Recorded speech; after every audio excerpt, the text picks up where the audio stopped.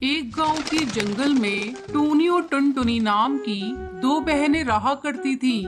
दोनों का स्वभाव एक दूसरे से बहुत अलग था। टूनी अक्सर शहर जाने के सपने देखा करती थी। एक दिन टूनी टुनटुनी से कहती है, टुनटुनी, इस गांव में मेरा दम घुट रहा है। काश हम लोग भी शहर में रहते तो अपने दिन भी मजे से कटते। तुझे पता है, कल ही कालू कौआ शहर से आया है। वो शहर की बहुत तारीफ कर रहा था। तब टुनटुनी अपनी बहन को समझाते हुए कहती है, लेकिन दीदी, तुम्हें पता भी है शहर में रहना कितना कठिन हो गया है। शहर में ना तो पीने के लिए पानी मिलता है और ना ही सांस लेने के लिए ताजी हवा। चुप हो जा, बड़ी आई शहर की बुराई करने वाली। तुझे ये सब कैसे पता? ओहो दीदी, ये सब मैंने अखबार में पढ़ा था।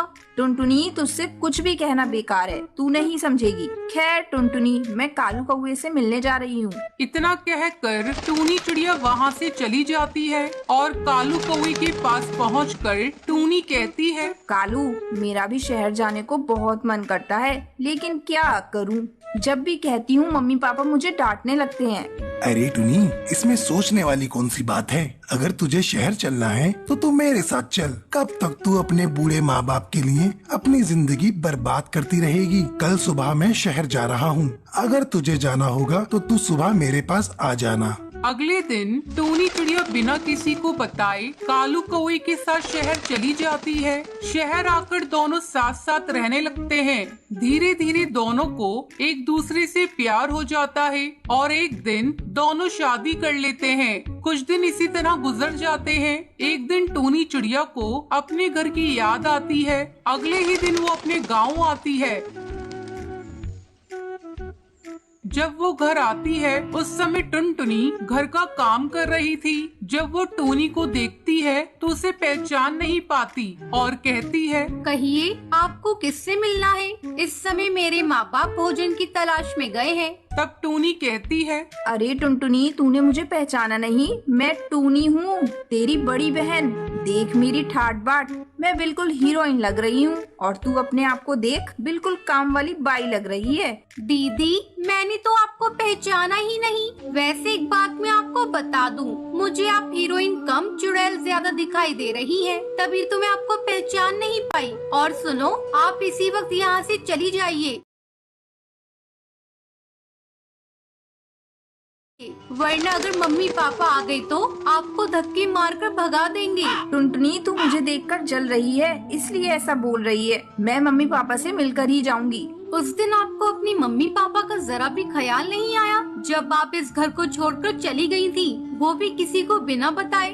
टुनटुनी, आप ज्यादा मत बोल। तू मम्मी पापा की सेवा कर रही है ना, यही बहुत है। तू गांव की है और गंवार ही रहेगी। मुझे इस गांव में नहीं रहना था, इसलिए मैं शहर चली गई। मैं तो कहती हूँ अब भी कुछ नहीं बिगड़ा, तू भी मेरे साथ शहर चल। आने दे मम्मी पापा को, मैं उनसे कहूँगी कि वो इस घर को बेचकर शहर में एक नया घर खरीद लें। तुझे भी शहर में रहने में बहुत मजा आएगा। तभी उसके मम्मी पापा वहाँ आ जाते हैं। उनकी माँ रानी चिड़िया टुनटुनी से कहती है, टुनटुनी, तूने इसे घर में क्यों आने दिया? ये हम लोगों के लिए मर चुकी है। अब तो मेरी बस एक ही बेटी है और वो तू है। अब तो इसका मुंह भी मुझे नहीं देखना। ये जहाँ से आई है कह दे वहीं चली जाए। टुनटुनी अपनी बहन को घर से बाहर निकाल देती है। टूनी वापस शहर लौट आती है। अचानक एक दिन उसकी तबीयत बिगड़ जाती है। तब वो कालू कौवे से कहती है, सुनिए जी, लगता है अब मैं नहीं बचूंगी। आप ये खबर मेरे माँ बाप तक पहुँचा दीजिए। मैं अपने किए की माफी उनसे मांगना चाहती हूँ। ठीक है, मैं ये खबर उन तक पहुँचा देता हूँ। कालू कौवा डाकिए के जरिए टूनी की खबर उसके घर वालों को देता है। टूनी की बीमारी की खबर सुनकर टुनटुनी से रहा नहीं जाता और वो शहर आती है। जब टूनी अपनी बहन को देखती है तो वो उससे माफी मांगती है। तब टुनटुनी उससे कहती है, दीदी, अब तुम सोचना बंद करो। मम्मी पापा ने तुम्हें माफ कर दिया है। अगर तुम्हें शहर में रहना अच्छा लगता है तो तुम खुशी खुशी यहाँ रहो। मम्मी पापा को अब तुमसे कोई शिकायत नहीं है। टुनटुनी के मुंह से ये बातें सुनकर टूनी को बहुत ही राहत मिलती है और वो धीरे धीरे ठीक हो जाती है। इस तरह दोनों बहनें अपनी अपनी जिंदगी हंसी खुशी बिताने लगती है।